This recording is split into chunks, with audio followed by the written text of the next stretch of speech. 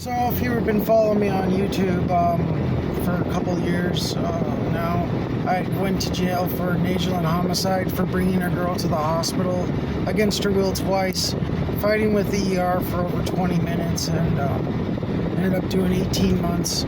I get out of prison June 22nd, I believe, and I had gotten out, and now it's August 17th, and I got a new job working fixing cars. I got a truck, and my life has seemed to fall all together. I got wiped out digitally. I cannot get my book going up again. I was on chapter 3 typing it, and my passwords and emails were totally wiped out. I have to get a hold of Gmail to see what I'm going to do next in order to complete the new branch on the recovery tree that I have started called Medicated Anonymous, MA, which is law-abiding, life-saving, and lowering recovery,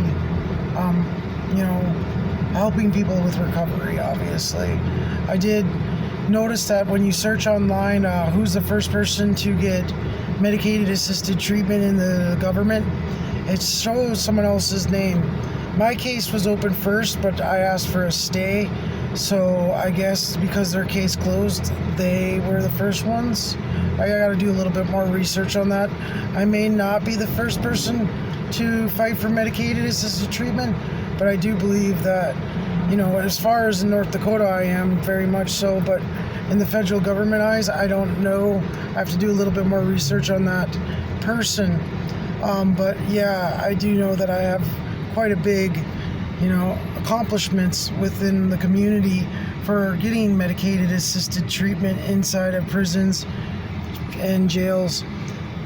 So now a judge can make it a bond condition if you are struggling with drug addiction to be going to community medical services, or to get you started on medicated assisted treatment while you're in prison. A lot of doors opened for a lot of different people to fight their addiction and actually find true recovery. I've been on methadone for 5 years. As you guys, if you have followed me, I was 7 years old when I had a major stroke.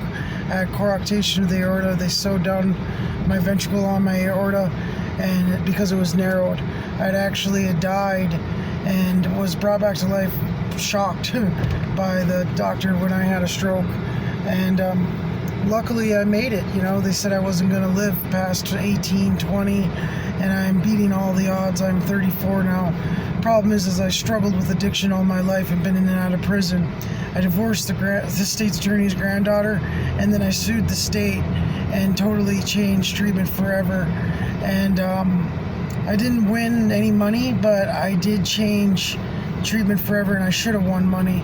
Failure to prosecute, more like they just didn't want to give me recognition or any kind of reward for what I have done for the community. I have literally saved thousands of lives and saved several family members and so many people out there in the community that it's almost it's unbelievable, really. I'm just so proud of myself. I'm also the first felon in North Dakota to get his health and life insurance in North Dakota, which I had to fight the governor for a while there about that. I've been through a lot of ups and downs with my fight with addiction. The main one is, my biggest change is when I had lost my son and my first true love due to going to prison. She didn't wait for me. It was both of our fault. And after that, I took an oath to never sell drugs again. And back when I sold drugs, Oxycontin didn't kill people. Fentanyl wasn't around. And it seemed like I stumbled into all of this. This is a little bit overwhelming for a guy like me in a small town USA to have made such a huge impact on the government and the federal governments, fighting for the rights of the second-class American and trying to make just a better community for all of us, struggling or not. We need to come together. There is no, it's crazy to me that a president can be a a felon, but I can't vote. It's crazy to me that I'm a marked man and that people have made threats to me because they have no idea what happened in my homicide. I can't have a gun with myself. No one reads discoveries. No one cares about what really happened. I've went to jail for multiple things that I didn't even do or have any intentions of doing, and a lot of it is because my name sticks out because I stood up against the local government and made a change.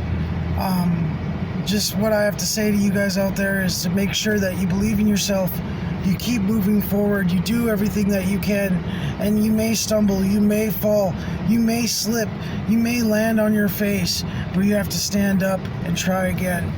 Life is too good and too short to live in misery. I just want to say that we're put on this earth to, reproduce and try to make a better life for our kids, and to be family. The community as a whole, and a better family. A better family equals a better community. Anyway, remember, keep your head up out there, and if you need any information about Medicated Anonymous, hopefully I can get my book done here shortly, or figure out a way to get into Gmail. Anybody out there that watches this and knows how to call Gmail, please let me know, because I need to get a hold of them.